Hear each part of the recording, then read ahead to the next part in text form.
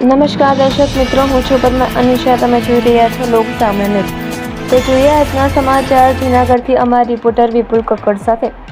સ્વતંત્રતા દિવસ નિમિત્તે પ્રો યોગેન્દ્ર યાદવની ટીમના સભ્ય અને સોશિયલ એક્ટિવિસ્ટ ફાતેમા બલોચ તેમજ જૂનાગઢના વર્ષોથી સામાજિક સેવા કાર્યો સાથે જોડાયેલા વિવિધ પક્ષોના મહિલા આગેવાનો શ્રી નજીમાબેન હાલા, શ્રી હમીદાબેન દલ, શ્રી સાબેરાબેન તથા જનરેશન ઝેડના યુવા એક્ટિવિસ્ટ સેનિલાબેન હાલા અને હમરાજભાઈ દલના સહયોગથી જૂનાગઢના ઝૂંપડપટ્ટી વિસ્તારમાં સ્વતંત્રતા ભોજનનું આયોજન કરવામાં આવ્યું હતું. આ પ્રસંગે ઝૂંપડપટ્ટી વિસ્તારમાં રહેતા લોકો સાથે બેસીને બપોરનું ભોજન લીધું હતું અને તેમની સાથે દેશની આઝાદી, વિકાસ તથા રોજિંદા જીવનની પરિસ્થિતિ અંગે સંવાદ કરવામાં આવ્યો હતો.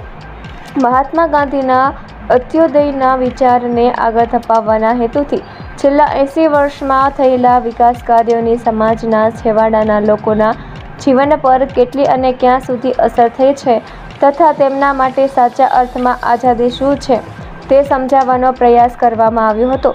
લોકશાહીની સાચી સ્થિતિનો અંદાજ સમાજના છેવાડાના લોકોની પરિસ્થિતિને જોઈ અને સમજીને જ લગાવી શકાય છે.